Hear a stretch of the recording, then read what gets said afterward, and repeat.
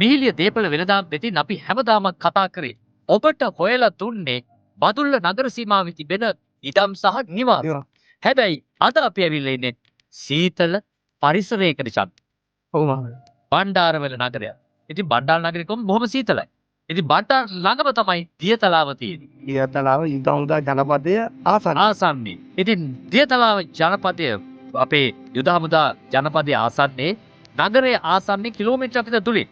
ඇල්ලගම මහාවිද්‍යාලය ආසන්නයේ තිබෙන පර්චස් 14ක ඉඩමක් ඉවසක් එක්ක ඒ පිළිබඳවයි මේ තොරතුරු ඔබට අරන් චන්දට කියන්නකෝ ඒ ගැන විස්තර. මානක නගරයෙන් ටිකක් දුරස්ස හොඳ පරිසරයක ඉන්න කැමති කෙනෙකුට හඳුන්වා දෙන දෙයිපලක් විදියට තමයි අපි මේ හඳුන්වන්නේ. සුපර්චස් 14ක් කියනවා. බැංකු ණය පහසුකම් එක්ක මේ දෙයිපල ඔබට මිලදී ගන්න පුළුවන්.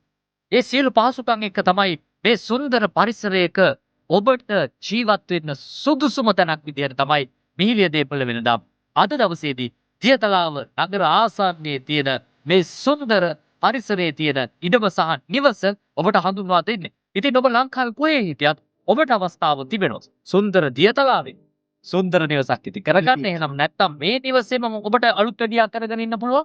ඉතින් පර්චස් 14ක භූ විභාගය අදම ඔබ පෙන් කරගන්න මිහිලිය දේපළ වෙළඳාම් වෙත අදම කතා කරන්න.